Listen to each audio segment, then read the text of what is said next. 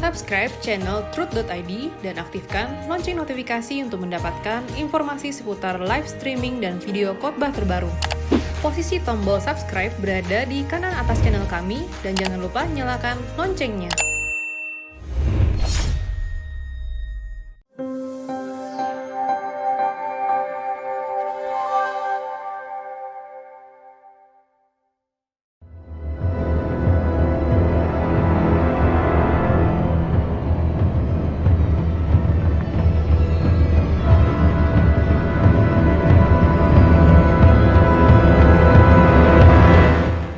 Dalam Yohanes 10 ayat 25 sampai 26 tertulis, Yesus menjawab mereka, "Aku telah mengatakannya kepada kamu, tetapi kamu tidak percaya. Pekerjaan-pekerjaan yang kulakukan dalam nama Bapakku, itulah yang memberikan kesaksian tentang aku. Tetapi kamu tidak percaya karena kamu tidak termasuk domba-dombaku. Kalimat karena kamu tidak termasuk domba-dombaku tidak boleh diartikan bahwa Allah menetapkan mereka tidak menjadi domba-domba Tuhan. Karena kamu tidak termasuk domba-dombaku, jangan diartikan bahwa Allah menetapkan mereka tidak menjadi domba-domba Tuhan. Tidak terpilih jadi domba-domba Tuhan. Jadi terpilih jadi kambing atau jadi serigala, begitu. Jadi kalimat karena kamu tidak termasuk domba-dombaku berarti karena mereka tidak mendengar apa yang diajarkan Yesus dengan baik. Mereka tidak mengerti kebenaran yang Yesus ajarkan, sehingga waktu itu mereka tidak termasuk domba-domba Tuhan. Aku telah mengatakannya kepadamu, kamu, tetapi kamu tidak percaya. Ini masih lanjutan domba-domba tadi, saudara. Pekerjaan-pekerjaan yang kulakukan dalam nama Bapakku itulah yang memberikan kesaksian tentang aku. Tetapi kamu tidak percaya karena kamu tidak termasuk domba-dombaku. Mereka tidak tahu bukan karena mereka memang ditetapkan tidak tahu. Dan tidak tahunya karena memang mereka ditetapkan tidak termasuk domba-domba Tuhan, bukan begitu. Kalimat karena kamu tidak termasuk domba-dombaku. Hoti auk este ekton probation ton emon. Ya. Di dalam teks aslinya ada kata ekton probaton. Ya. Ekton probaton, ya bukan probation, probaton. Artinya, saudaraku,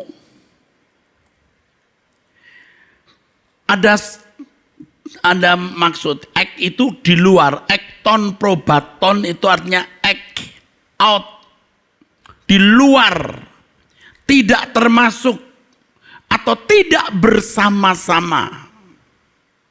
Tetapi di dalam bahasa Indonesia tidak muncul kata itu. Karena kamu tidak termasuk domba-dombaku. Artinya karena kau bukan milikku, kamu ada di luar domba-dombaku. Itu mestinya maksudnya begitu. Kenapa begitu? Karena tidak masuk pintu yang benar. Masuk pintu yang salah. Di mana ada perampok, pembunuh yang membinasakan domba, maksud saya gembala-gembala yang jahat itu. Hal ini berbeda dengan murid-murid Yesus. Walaupun murid-murid Yesus juga sering tidak mengerti apa yang Tuhan Yesus ajarkan, tetapi mereka menerima saja apa yang Yesus katakan.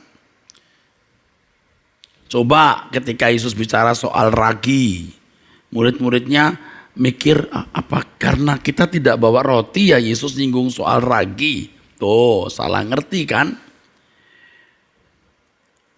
Itu di Yohanes pasal 6. Di Markus 10 ayat 37 sampai 40, murid-muridnya berkelahi.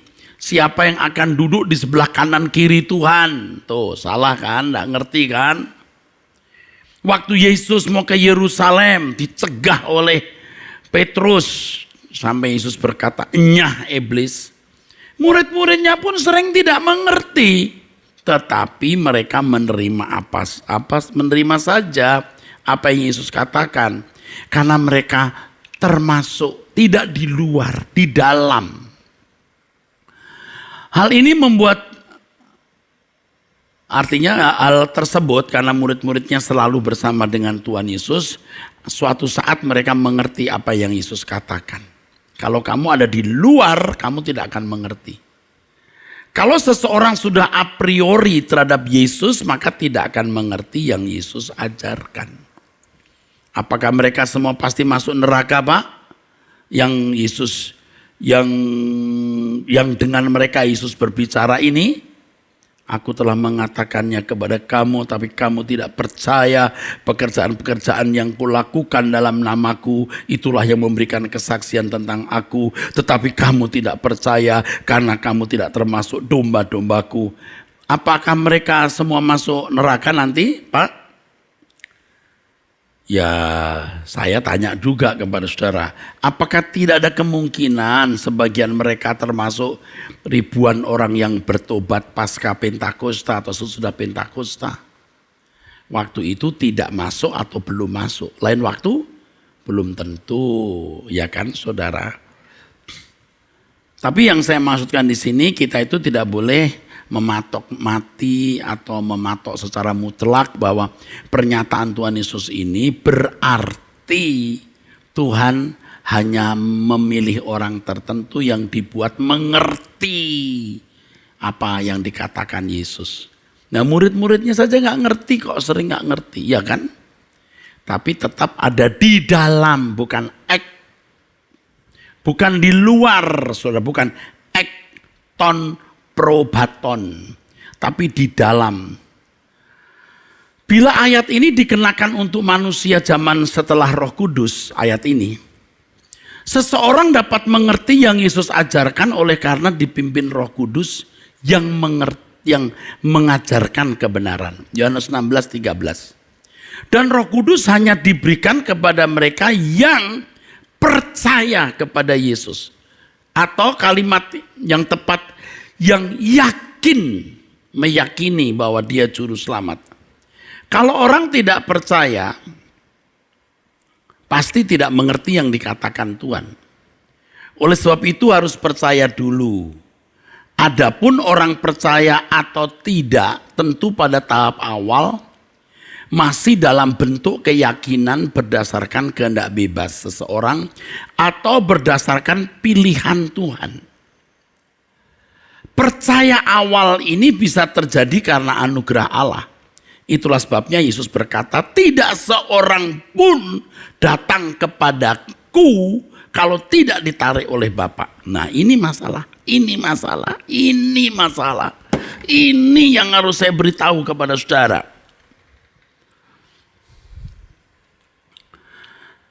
Ini mestinya bukan di saat ini saya menjelaskan, saudaraku. Saya mesti bicara ini di tema pemilihan, predestinasi. Tapi karena waktunya tidak cukup, saya tetap tidak, saya tidak jelaskan lengkap, tapi saya singgung. Kita harus melihat bahwa percaya itu memiliki 3 dimensi, betul? Ya, ini saya kasih julukan keyakinan, ya. Ini mengerjakan keselamatan.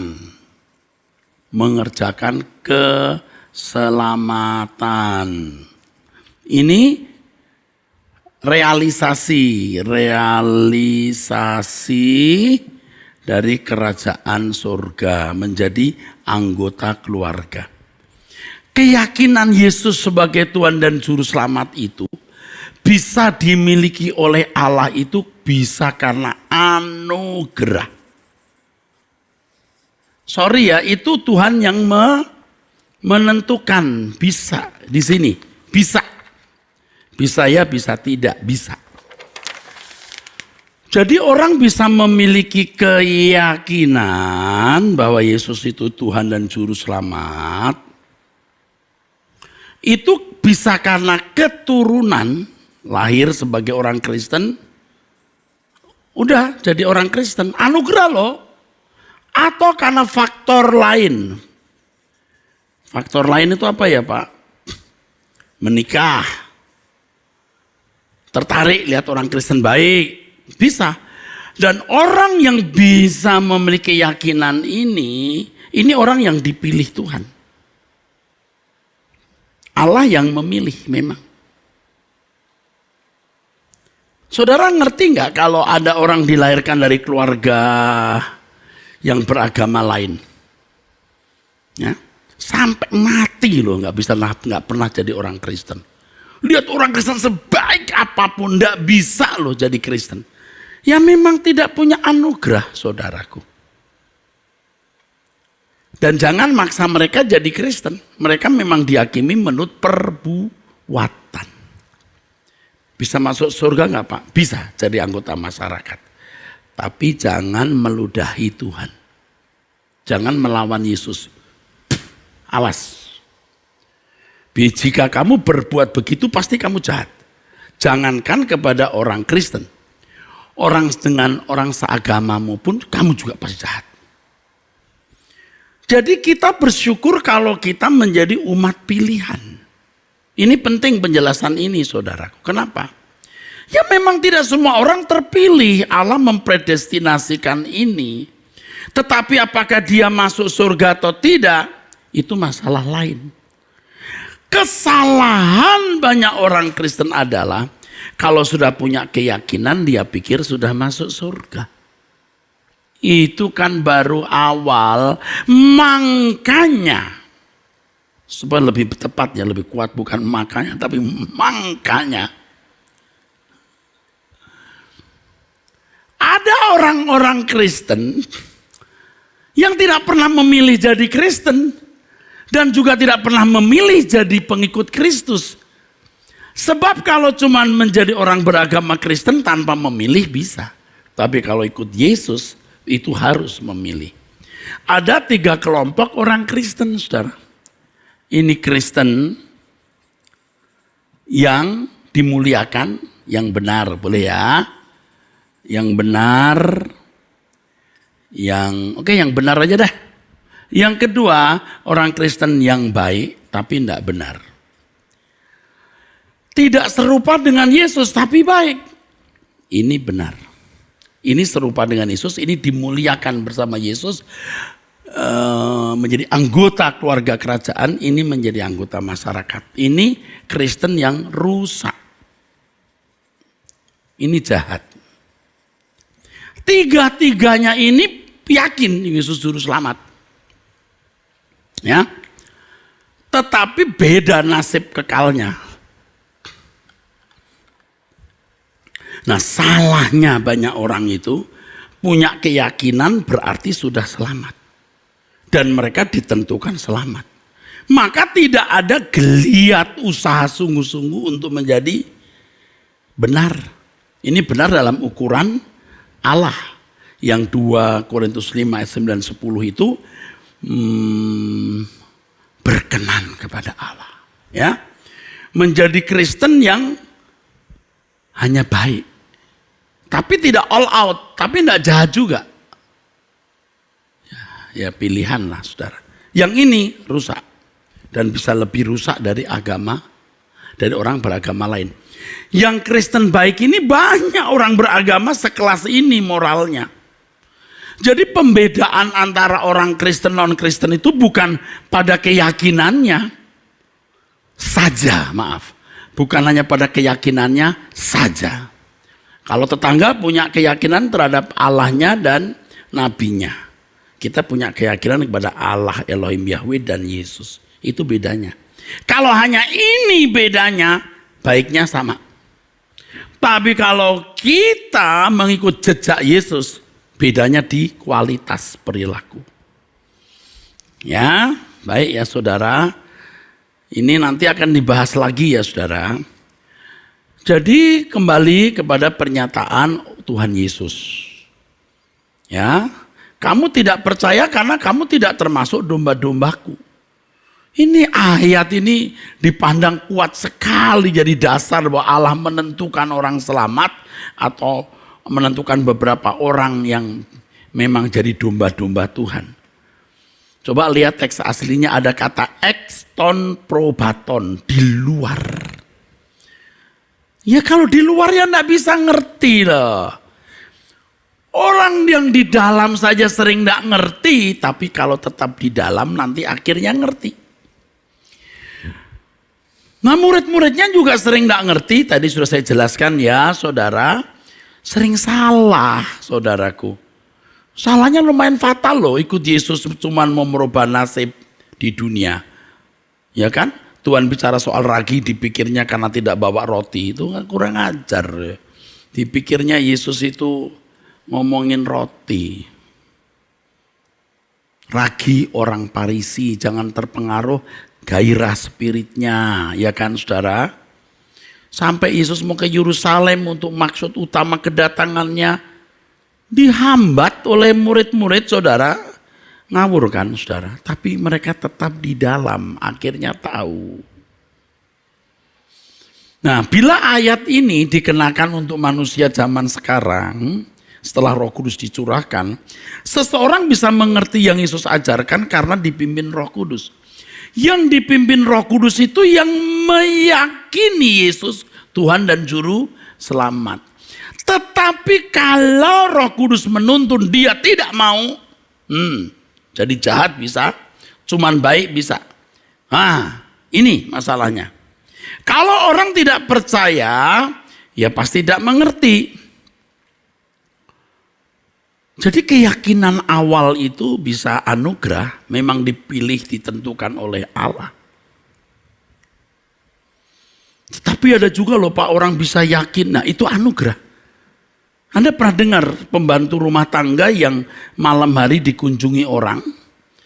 Yang mengunjungi itu ternyata wajahnya mirip gambar yang ada di rumah seseorang. Anda tahu, gambar Yesus. Dia jadi Kristen. Tapi yang begini belum tentu 101, belum tentu 1001. Atau karena menikah dengan orang beragama Kristen, ya ikut-ikutan aja dah beragama Kristen demi cinta. Ya, atas nama cinta, bukan atas nama Tuhan. Tapi akhirnya dia kenal Yesus di situ. Nah sekarang dia ambil keputusan mau bener nggak? Makanya Anda lihat ada orang non-Kristen yang masuk Kristen jadi benar. Tapi ada yang jadi rusak juga. Jadi jangan saudara anggap kalau orang non-Kristen jadi Kristen pasti benar, belum tentu. Ada yang rusak berat saudaraku. Percaya dah, saya sudah melihat itu. Jadi percaya awal bisa terjadi karena anugerah Allah. Baik karena gen atau kelahiran, maksud saya keturunan atau faktor lain. Jadi kita itu santai aja saudara, relax saja. Lihat orang beragama lain, tidak usah maksa-maksa lah masuk Kristen. Tunjukkan buah hidup yang baik. Tuhan yang mengajari kita kok jadi saksi. Jadi saksi. Soal nanti bagaimana akibatnya biar dia beracara dengan Tuhan sendiri. Ya, kalau cuma mau pindah agama, jangan deh.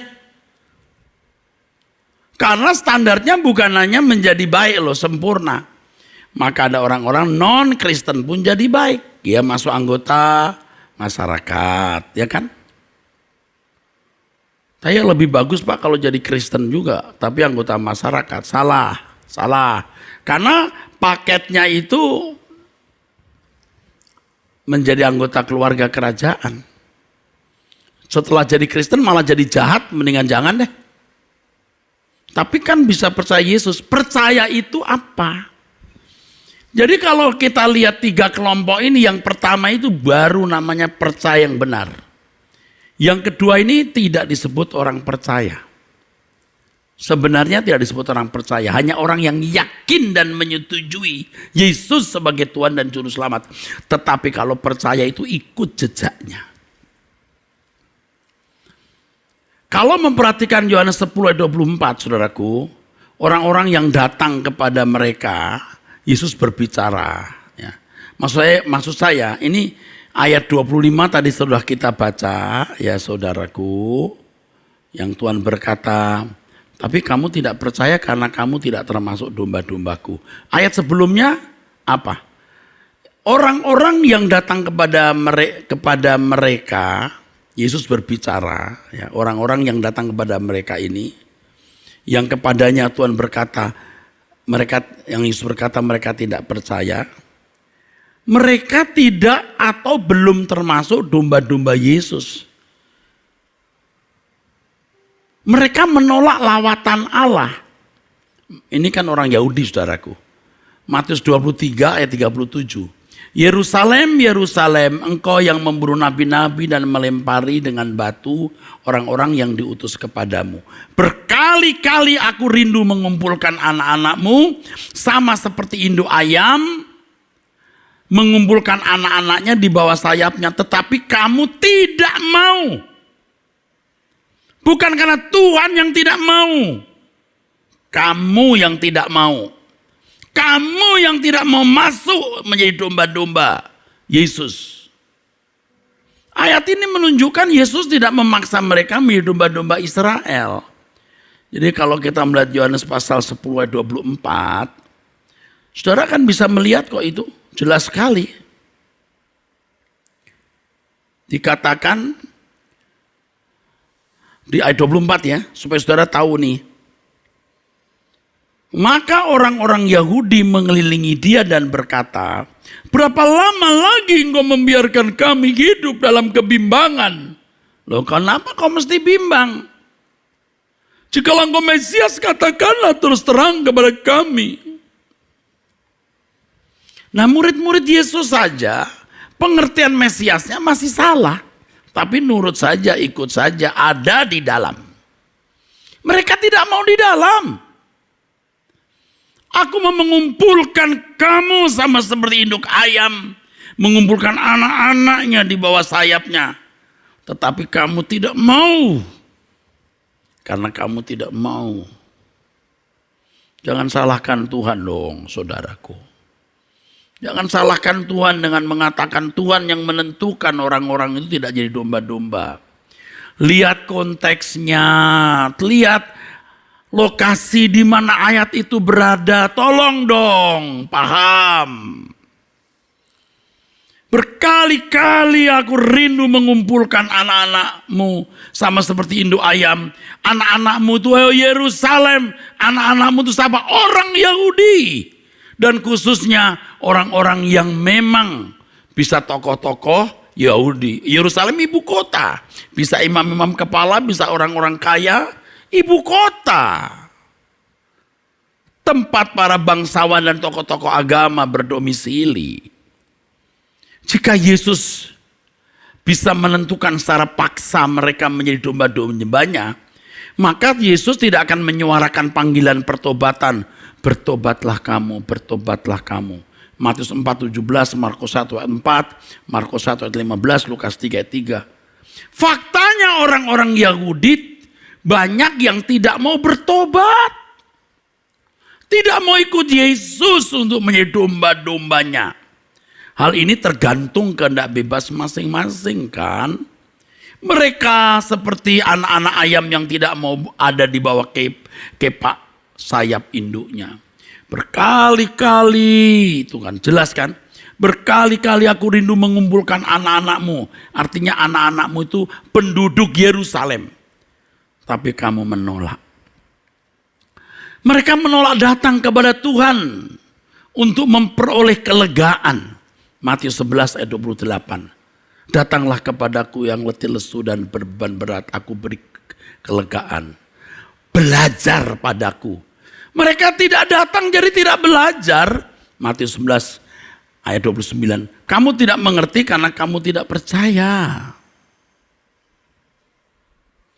Saudaraku sekalian mesti percaya dulu, belajar baru mengerti, saudara. Jadi harus mengerti ya saudaraku. Saya paham kalau saudara bingung, kalau saudara, karena saudara mungkin juga baru-baru sekarang ini mendengar hal begini ya. Tapi kalau saudara mengikuti dengan seksama, saudara akan tahu ya. Kalau saudara sudah mengerti kuncinya ini, saudara akan mendapatkan pengertian yang lebih mendalam, lebih luas, sehingga saudara akan mendapat pembukaan rahasia-rahasia firman yang lebih luas lagi, lebih dalam lagi, saudaraku. Ya.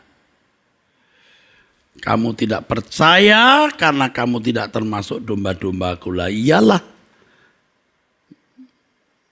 Tidak percaya maka tidak termasuk domba-domba. Karena tidak termasuk domba-domba tidak ngerti.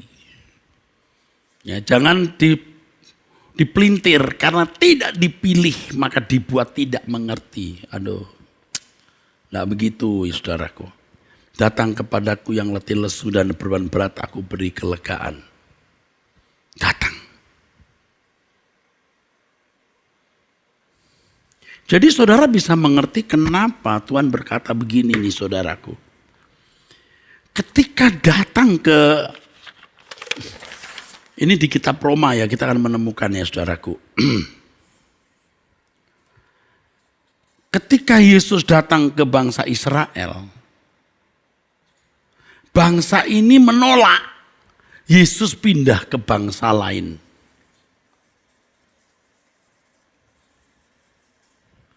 Menolak.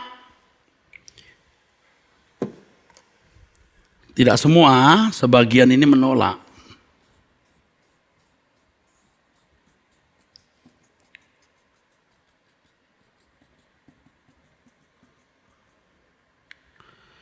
Allah tuh menentukan Israel dulu. Bukan Jepang dulu. Tapi menolak. Tidak bisa. Udah selesai. Dan saudara harus tahu pada waktu itu. Ketika Yesus mulai memberitakan Injil. Ingat ya. Orang Yahudi itu masih umat pilihan Allah. Masih di persimpangan antara perjanjian lama dan perjanjian baru saudara. Ya. Mereka menolak. Allah kemudian mengizinkan Injil atau Allah membawa Injil kepada bangsa-bangsa lain. Nah, kepada bangsa-bangsa lain ini baru dimainkan siapa yang menjadi orang yang mendapat anugerah. Yang punya keyakinan dan yang tidak punya keyakinan. Bisa punya keyakinan karena keturunan atau faktor-faktor lain. Dan orang yang memang bukan umat pilihan. Ini bikin saya gregetan tapi waktunya tidak cukup kalau saya ngomong ke sini ya. Jadi tidak perlu. Nanti lain waktu saya jelaskan. Saya teruskan mengenai sahabat-sahabat Tuhan. Yohanes 15 ayat 13 berbunyi begini. Ini judulnya sahabat-sahabat Tuhan. Tidak ada kasih yang lebih besar daripada kasih seorang yang memberikan nyawanya untuk sahabat-sahabatnya. Nah ini juga ayat dipelintir saudara. Dipaksa menjadi landasan konsep bahwa Kristus datang dan mati tidak untuk semua orang tapi hanya untuk sahabat-sahabatnya. Aduh saudara, saya mendengar khutbahnya lalu saya membaca bukunya, sedih saya. Salah itu, tidak ada kata hanya. Mereka membuat alasan bahwa Yesus membiarkan nyawanya hanya untuk sahabat-sahabatnya. Tidak ada kasih yang lebih besar daripada kasih seorang yang memberikan nyawanya untuk sahabat-sahabatnya. Jangan dipelintir dong. Ini pandangan yang keliru, yaitu kalau mereka memandang Yesus mati hanya untuk sebagian orang yang disebut sahabat-sahabatnya. Harus dimengerti ketika Yesus berbicara mengenai bahwa dirinya memberikan nyawa bagi sahabat-sahabatnya. Yesus sedang menasehati murid-muridnya agar saling mengasihi seperti Yesus mengasihi mereka sebagai sahabat. Coba di Yohanes pasal 15 itu. Coba ya. Di Yohanes pasal 15 itu saudaraku. Tuhan Yesus sedang bicara apa? Saling mengasihilah kamu. Seperti Bapa telah mengasihi aku, demikian jugalah aku mengasihi kamu. Tinggallah dalam kasihku. Jikalau kamu menuruti firmanku, kamu akan tinggal dalam kasihku seperti aku menuruti Bapakku. Dan terus, inilah perintahku, yaitu kamu saling mengasihi seperti aku telah mengasihi kamu. Tidak ada kasih yang lebih besar daripada kasih seorang yang memberikan nyawanya untuk sahabat-sahabatnya. Kamu adalah sahabatku jikalau kamu berbuat apa yang kuperintahkan kepadamu. Konteksnya ini, saudaraku, saling mengasihi dan Yesus beri contoh. Nih, aku mati untuk kamu yang kujadikan sahabat. Loh, jangan dipelintir. Tuh, Yesus mati hanya untuk sebagian orang. Loh, kok bisa loh pelintiran begitu? Dengan pikiran jernih, cerdas, jujur dan sehat, kita tahu kok ini maksudnya bukan jumlah sahabat, tetapi konteksnya mengasihi orang.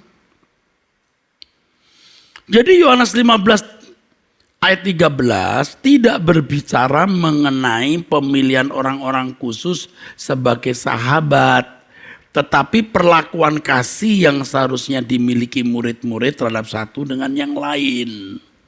Untuk itu Yesus memberi contoh bagaimana dirinya memberikan nyawanya sebagai wujud kasih kepada murid-murid yang diperlakukan sebagai sahabat. Saya sengaja sudah ambil ayat ini karena ini jadi dasar mereka yang mengatakan Yesus mati untuk sebagian orang yang disebut sahabat-sahabatnya. Loh, ayat itu diambil padahal konteksnya tidak bicara mengenai kuota. Kuota jumlah orang yang diselamatkan. Kalau ayat ini dijadikan landasan bahwa Kristus datang dan mati hanya untuk orang yang disebut sahabat-sahabatnya, berarti sebuah pemaksaan atau pemerkosaan teks yang keluar dari konteks dan maksud orisinilnya. Di ayat 14, ayat kemudian, Yesus berkata, kamu adalah sahabatku jikalau kamu berbuat apa yang kuperintahkan kepadamu. Kalau kamu melakukan yang kuperintahkan. Tuh. Jadi sahabat Tuhan itu yang melakukan yang diperintahkan. Apa? Konteksnya saling mengasihi. Sebab kalau kamu tidak mengasihi, kamu pembunuh. Tolong deh kita lihat konteksnya ya saudaraku.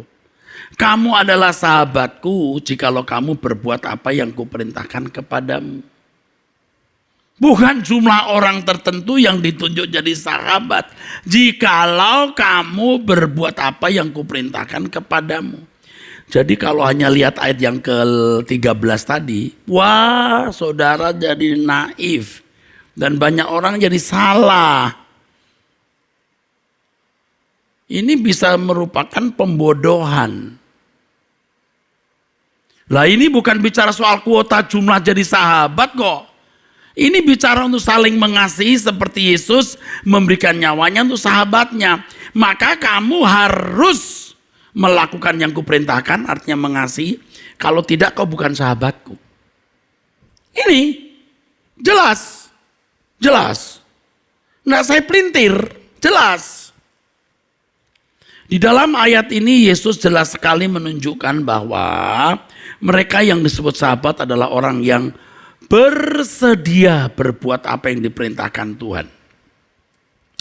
Jadi sahabat di sini bukanlah orang yang ditentukan oleh Tuhan dan jumlahnya sudah dibatasi, tetapi orang yang menentukan dirinya sendiri menjadi sahabat Tuhan dengan berbuat apa yang Tuhan perintahkan.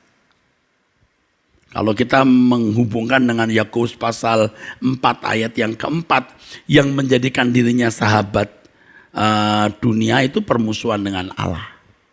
Kalau kita kaitkan dengan 1 Yohanes pasal 2 ayat yang ke-15 sampai 17, ya kalau mengasihi dunia ini cinta akan Bapa tidak ada pada orang itu yang menjadikan dirinya musuh Allah. Siapa yang menjadikan dia sahabat atau musuh? Ya dirinya sendiri, saudara. Oh itu kan jelas sekali. Jadi jangan dipelintir deh ya. Hal ini tegas sekali menunjukkan bahwa Yesus, Tuhan tidak menentukan kuota orang yang menjadi sahabatnya. Nah, dalam Yohanes pasal 15 ayat 16, Yesus berkata, oke, kita teruskan di ayat berikutnya. Bukan kamu yang memilih aku, tapi akulah yang memilih kamu. Dan aku telah menetapkan kamu supaya kamu pergi dan menghasilkan buah, dan buahmu itu tetap. Supaya apa yang kamu minta kepada Bapa dalam namaku kuberikan kepadamu. Coba, apa ayat ini tidak bertentangan dengan ayat yang dikatakan Yesus, Bapa memberikannya kepadaku. Loh, kok dia yang milih sendiri? Bukan kamu yang milih aku yang memilih kamu. Apa bukan Bapa nih yang memberikannya? Makanya selalu melihat apa saudara? Konteksnya. Nanti saya akan jelaskan. Ada ini penjelasan soal Bapa memberikannya kepadaku. Oke, nanti kita lihat. Jadi seakan-akan ada orang yang ditentukan oleh Bapa menjadi umat pilihan diberikan kepada Yesus. Nanti kita lihat. Pernyataan Yesus ini tidak boleh dilepas dari ayat sebelumnya. Sebab kalau dilepas dari ayat sebelumnya bisa secara liar menimbulkan penafsiran bahwa Tuhan menentukan orang yang menjadi sahabatnya atau yang diselamatkan. Yesus memang memilih murid-muridnya memang. Sebelum memilih murid-muridnya, Yesus berdoa sepanjang malam. Lukas 6 ayat 12 sampai 16. Dia berdoa sepanjang malam. Lalu dia memilih murid-muridnya, ya. Tetapi tidak semua murid-muridnya itu setia loh kepadanya. Ternyata di antara murid-muridnya ada yang berkhianat kepadanya. Yesus memilih, tetapi mereka yang dipilih belum tentu setia loh. Jangan kita bablaskan bahwa Yesus memilih orang yang diselamatkan dan yang tidak diselamatkan. Waduh, ini bablas gak karu-karuan. Yesus memang memilih dan konteksnya dia sedang bicara kepada kepada kelompok itu. Kamu harus saling mengasihi ya. Firman Tuhan mengatakan banyak yang dipanggil, sedikit yang terpilih. Dan dari yang terpilih tidak semua setia. Matius 22 ayat 1 sampai 14. Matius 24 ayat 12 sampai 13, Wahyu 2 ayat 10, Wahyu 17 ayat 14 dan lain sebagainya. Dalam hal ini kesetiaan seseorang menentukan apakah pada akhirnya seseorang masuk ke dalam rumah Bapa atau tidak. Kesetiaan ini bukanlah rekayasa Allah. Bukan dibuat secara paksa dalam diri orang oleh tangan Tuhan atau pekerjaan roh. Semua yang punya keyakinan itu diberi Roh Kudus. Tetapi ada yang menyukakan hati Tuhan, ada yang mendukakan hati Tuhan. Dalam hal ini jelas kesetiaan seseorang menentukan destiny atau nasib individu. Kesetiaan adalah pilihan yang menjadi ketetapan hati setiap individu sesuai dengan kehendak bebasnya. Tapi Pak, Yudas itu berkhianat Pak. Dia memang ditetapkan kok Pak. Yudas memang berkhianat. Dia dinubuatkan. Dan nubuat itu untuk membuktikan bahwa Yesus benar-benar utusan Allah yang benar. Jika ada orang yang mengaku utusan Allah, pernah dinubuatkan nggak oleh Alkitab, oleh Perjanjian Lama? Maksudnya Pak, Perjanjian Lama yang ada cerita Adam dan Hawa, Nuh. You percaya nggak ada Adam dan Hawa? Percaya. Ya you harus percaya semua yang ditulis di Perjanjian Lama dong. Jangan hanya pungut 1-2 ceritanya lalu you melupakan yang lain, itu namanya nyolong. Itu namanya nyolong. You mesti ambil semua. Dan di dalam Perjanjian Lama ada nubuat tentang Yesus. You nggak boleh comot suka-suka, itu merampok. Copy paste. Nggak boleh. Ambil semua. Bagaimana Yesus lahir di kota mana, bagaimana dia menderita, masuk kota Yeriko dengan mengendarai keledai. Semua dinubuatkan. Mati dalam keadaan hina, dinubuatkan. Juga ada satu di antara 12 muridnya berkhianat. Tetapi nubuatan itu bukan pengkhianatan. Nubuatan itu bukan penetapan. Pengkhianatan Yudas tidak ditetapkan oleh Allah. Memang dinubuatkan. Kok dinubuatkan? Allah sudah tahu. Menolong kita bro. Supaya kita tahu bahwa Yesus itu Tuhan dan Juru Selamat. Satu-satunya yang benar. Supaya kita tahu Yesus satu-satunya utusan yang benar. Nubuat.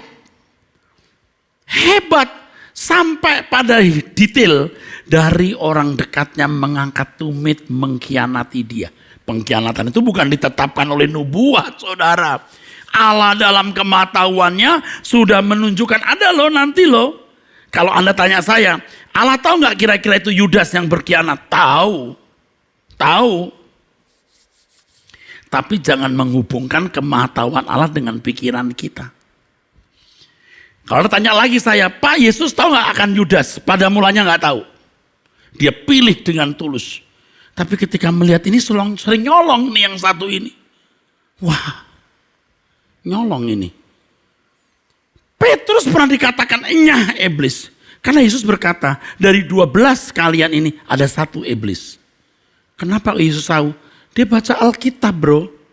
Dia baca Alkitab, maka umur 12 tahun pun cakap berdebat dengan ahli-ahli Taurat.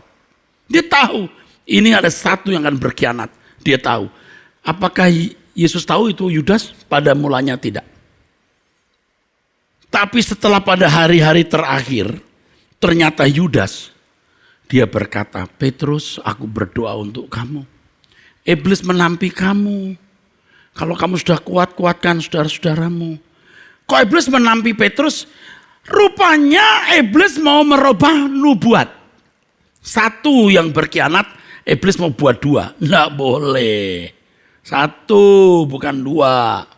Kenapa Yesus tidak berdoa untuk Yudas? Karena Yudas sudah memang ketahuan dialah orangnya. Kenapa Yesus berkata tidak berdoa sebelum jauh. Mengapa Yesus tidak berdoa jauh-jauh hari? Petrus, aku berdoa buat kamu ya supaya kamu nggak berkhianat ya. Jangan seperti Yudas, itu bakal berkhianat tuh. Enggak loh. Tapi soal ini ada khotbahnya lagi saudara. Ini mesti detail. Enggak boleh sembarangan begini, detail setiap ayat. Bagaimana pesta Last Supper, makan bersama, Yesus menunjukkan bahwa ada satu yang akan berkhianat. Oh, itu semua rangkaian penjelasan yang kokoh yang menunjukkan bahwa nubuatan bukan penetapan. Pengkhianatan Yudas tidak ditetapkan oleh Allah. Yudas menetapkan dirinya untuk mencintai uang. Jadi jangan sembarangan kita mengatakan Yudas memang ditentukan.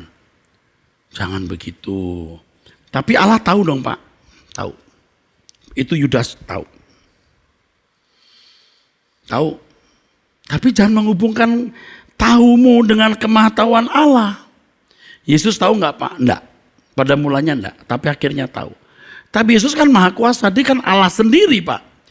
Yuk mesti baca Alkitab. Dia dalam segala hal disamakan dengan manusia. Loh, dalam segala disamakan, maka ketika ditanya, Tuhan kapan datang? Bapak yang tahu. Lah itu udah jelas kan, tidak maha tahu. Memang dia mengosongkan dirinya, saudaraku. Dia anak, dia bukan bapak, ya. Saudaraku, kita teruskan ya. Sekarang bicara mengenai orang pilihan. Dalam Roma 8 ayat 32-33, 32 sampai 33 ditulis begini. Ia yang tidak menyayangkan anaknya sendiri, tetapi yang menyerahkannya bagi kita semua. Kita semua. Bagaimanakah mungkin ia tidak mengaruniakan segala sesuatu kepada kita bersama-sama dengan dia? Siapakah yang akan menggugat orang-orang pilihan Allah? Allah yang membenarkan mereka. Siapakah yang akan menghukum mereka?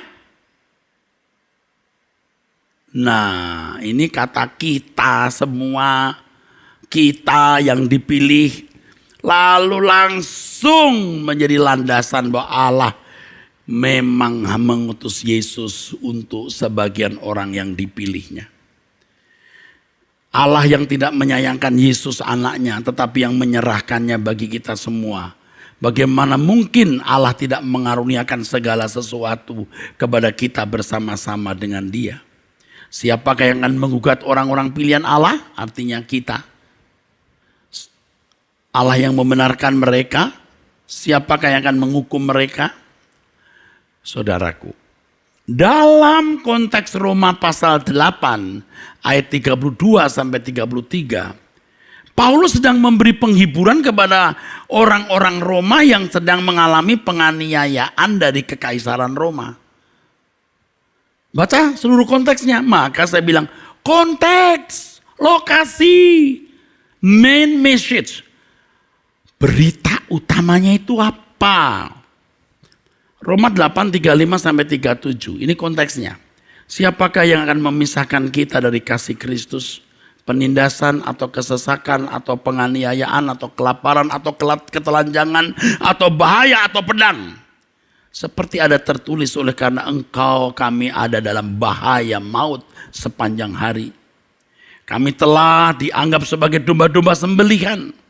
Tetapi dalam semuanya itu kita lebih daripada orang-orang yang menang oleh Dia yang telah mengasihi kita. Saudara tahu konteks zaman? Orang Roma paling menderita. Paling menderita. Ini kalau cerita soal penderitaan orang Kristen Roma, waduh luar biasa saudara. Benar-benar. Mereka itu dibakar hidup-hidup. Ya, menjadi tiang yang dibakar hidup-hidup. Dibuang di kolosium. Dimakan binatang buas. Disaksikan oleh masyarakat banyak. Aduh menderita saudaraku. Paulus sendiri mati dipancung dan menurut tradisi Petrus juga mati di Roma. Tapi itu tradisi ya. Tapi Paulus kemungkinan memang di Roma mati.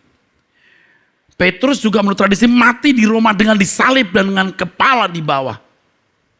Walaupun orang Kristen atau orang percaya di Roma sebagai alamat surat Paulus ini, surat Roma, dalam keadaan yang tertindas dan terhina. Tetapi Paulus menyatakan bahwa mereka lebih dari orang-orang yang menang. Orang-orang yang menang maksudnya orang-orang Roma yang secara lahiriah lebih dari mereka.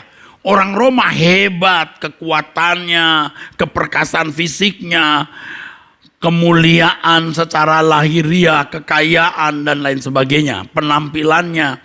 Tetapi orang Kristen lebih dari orang-orang Roma. Lebih dari orang-orang menang ini. Kalau dikatakan kita lebih dari orang-orang menang itu maksudnya itu untuk orang Kristen waktu itu. Walaupun mereka miskin, teraniaya, terbuang, jadi budak. Mereka lebih dari orang-orang menang. Makanya kalau orang nyanyi kita lebih dari pemenang. Saya yakin gak tahu maksudnya lagu itu. Atau kalimat itu. Lebih dari pemenang. Alkitab mengatakan lebih dari orang-orang menang. Memang mereka lebih menang lah ya, boleh pemenang. Menang secara politik, menang secara kekayaan, menang secara penampilan, bisa. Tapi kalau jika kita lebih dari orang-orang menang, itu sebenarnya untuk jemaat Roma, bukan untuk jemaat Jakarta. Kecuali Anda berkualitas seperti jemaat Roma.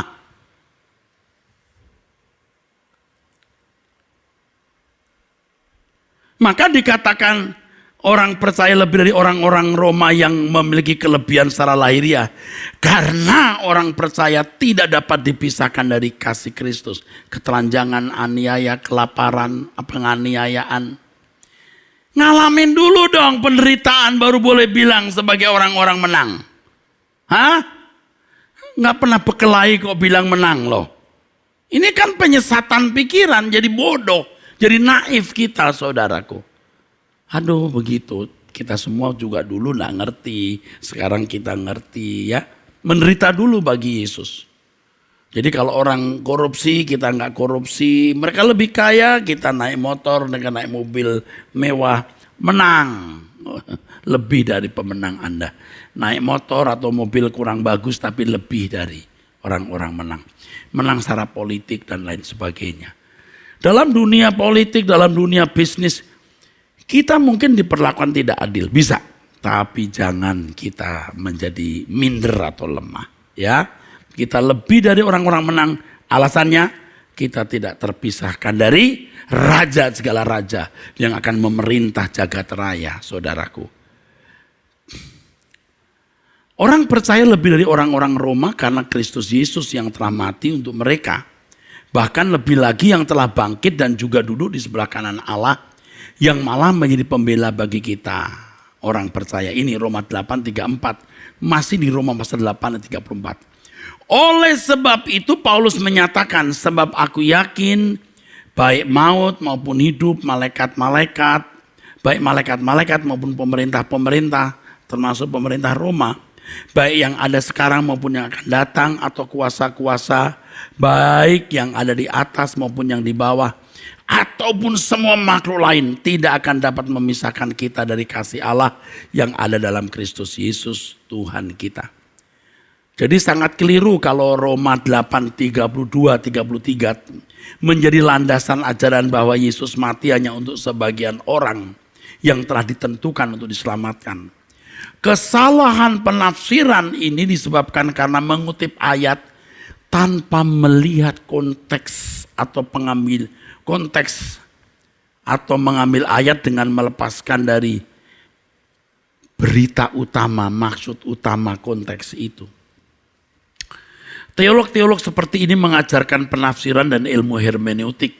Tapi mereka sendiri tidak dengan ketat dan jujur menerapkan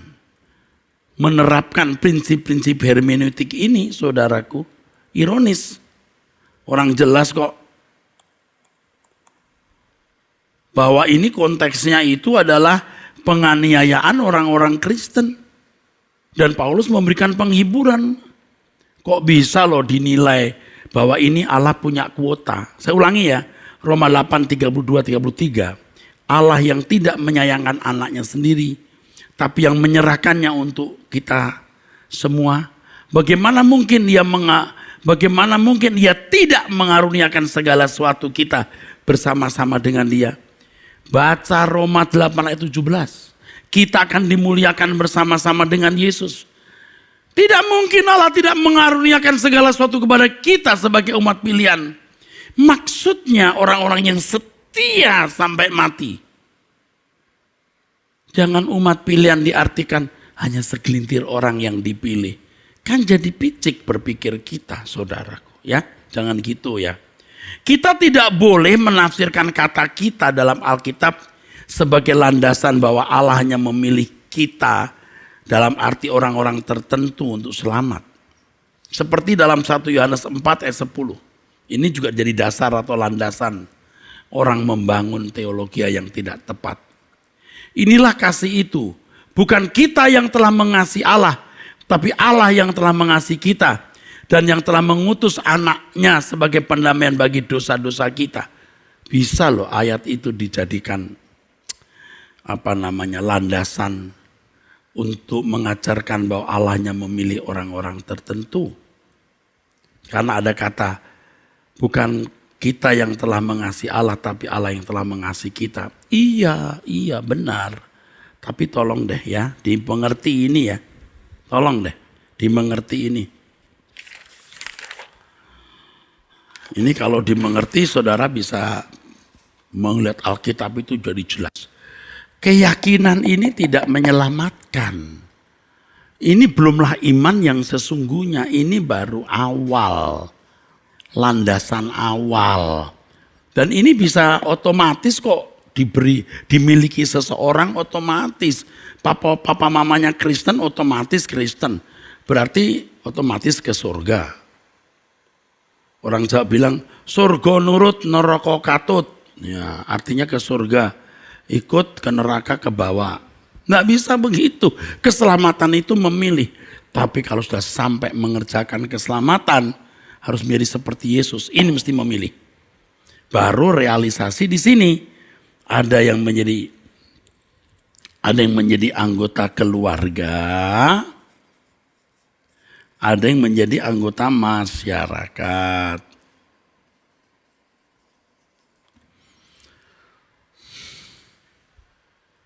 Kalau mengerjakan keselamatan anggota keluarga.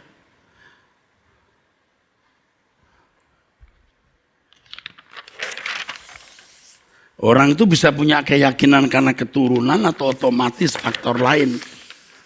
Nah inilah orang-orang Kristen yang baik itu bisa masuk surga menjadi anggota masyarakat. Tapi kalau ini kehilangan nyawa. Ya, ini kehilangan nyawa. Ya, melepaskan segala sesuatu. Nah ini, yang hidupku bukan aku lagi tapi Kristus yang hidup di dalam aku. Nah ini baru. Yang ini jangan ngomong deh, itu masuk neraka ya. Orang-orang Kristen yang jahat ya. Jadi kita tidak boleh menafsirkan kata kita ini berarti hanya sekelompok orang.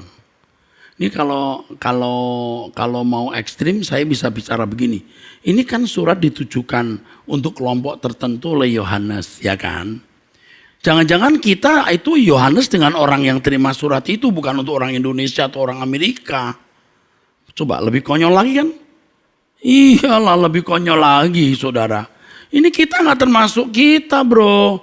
Seperti surat Paulus kepada jemaat Roma. Untuk jemaat Roma doang bro, bukan untuk kita. Memang secara harafiah dalam konteksnya hanya untuk orang Roma. Tapi kebenarannya harus diekstrak, diambil.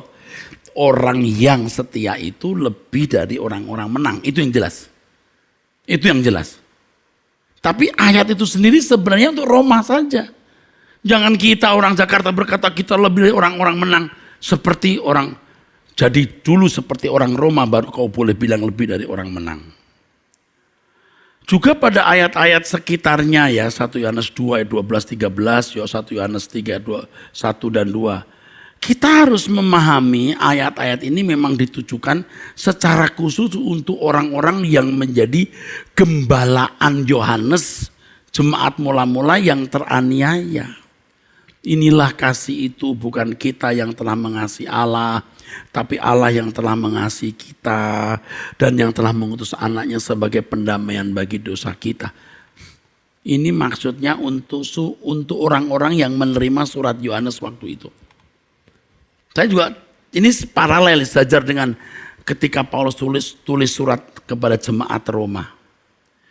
Yang kemudian Paulus mengatakan, ia yang tidak menyayangkan anaknya sendiri tetapi yang menyerahkannya bagi kita semua.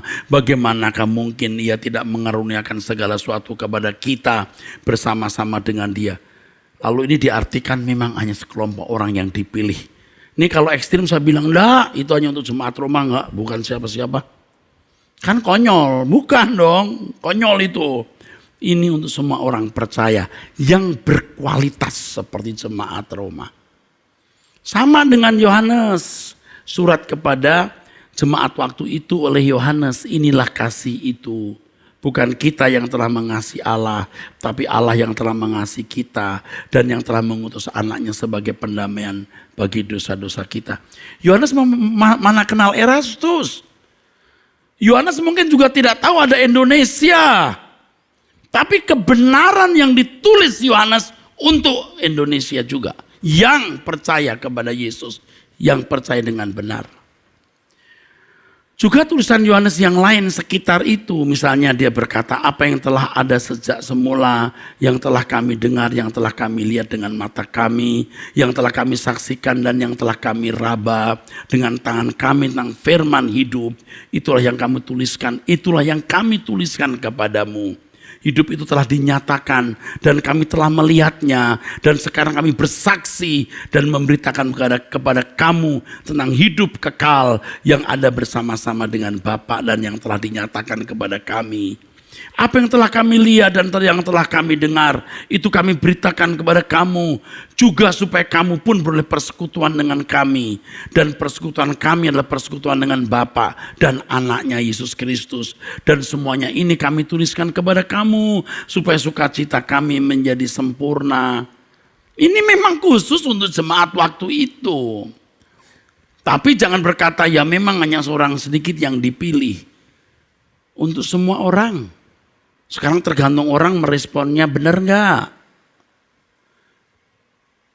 Kalau ekstrim saya bisa berkata itu surat bukan untuk kita bro. Itu hanya untuk orang pada zaman itu. Udah jangan dibaca. Kan konyol begitu. Salah dong. Memang untuk semua kita. Kita yang mana? Kita yang taat dan dengar-dengaran kepada Allah. Seperti Paulus mengatakan, kita ini umat pilihan. Kita siapa? Paulus dengan jemaat Roma, bukan orang Indonesia. Kalau ekstrim saya berkata, udah jangan baca surat itu. Itu Paulus jemaat Roma, nggak ada urusan sama kita. Paulus pun nggak kenal apa itu Jakarta. Mana tahu Paulus kota Jakarta. Konyol jadinya. Padahal itu ditulis untuk semua orang percaya. Jangan saudara berkata, ini untuk sebagian orang saja. Orang Jakarta tapi sebagian, orang Bali juga sebagian. Jangan gitu. Kok begitu? Ya karena Allah memang memilih orang-orang yang selamat dan yang lain tidak. Nah itu kan jadi salah dong saudara. Kasus yang sama dalam Roma 5 ayat 8. Akan tetapi Allah menunjukkan kasih-Nya kepada kita oleh karena Kristus telah mati untuk kita ketika kita masih berdosa. Nah kalau kata kita diartikan orang tertentu mestinya ayat ini hanya untuk Paulus dan jemaat Roma. Seperti tulisan Paulus dalam Roma pasal 1 ayat 7. Kepada kamu sekalian yang tinggal di Roma, yang dikasih Allah, yang dipanggil dan dijadikan orang-orang kudus.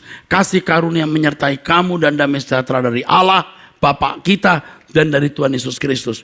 Ini ayat juga dipilih, diambil sebagai dasar bahwa Allah memilih orang tertentu. Ya jangan gitu dong, nanti kalau saya konyol saya bilang, ini bukan untuk kamu, bukan untuk saya. Ini untuk jemaat Roma waktu itu yang sudah pada mati semua. Jadi konyol. Ini untuk semua orang percaya. Asal kita memiliki keadaan iman sama seperti penerima surat ini. Tetapi yang benar kata kita menunjuk orang percaya di segala zaman, di segala tempat. Yaitu mereka yang menjadi umat pilihan. Yang merespon keselamatan dengan benar. Sehingga menerima pembenaran. Roma 5 ayat 1. Sebab itu kita yang dibenarkan karena iman. Kita hidup dalam damai sejahtera dengan Allah. Oleh karena Tuhan kita Yesus Kristus. Siapa? Kita yang dibenarkan karena iman.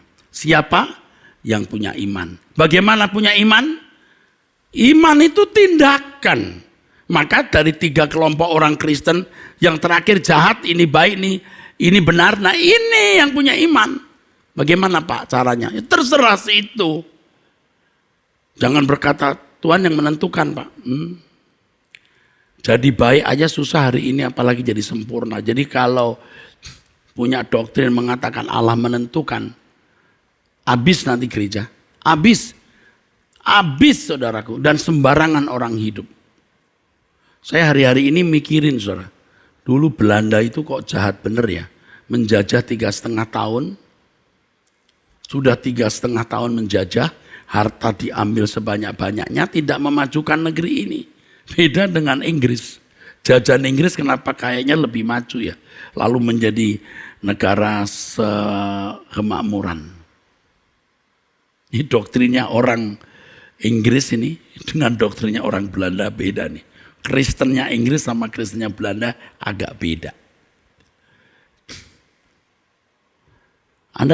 Saya itu mikir itu gara-gara saya itu mengikuti satu berita ya melawan lupa kalau nggak salah di satu acara bahwa pada waktu perundingan meja bundar hasilnya adalah Indonesia harus mengganti biaya perang orang Belanda. Loh, kamu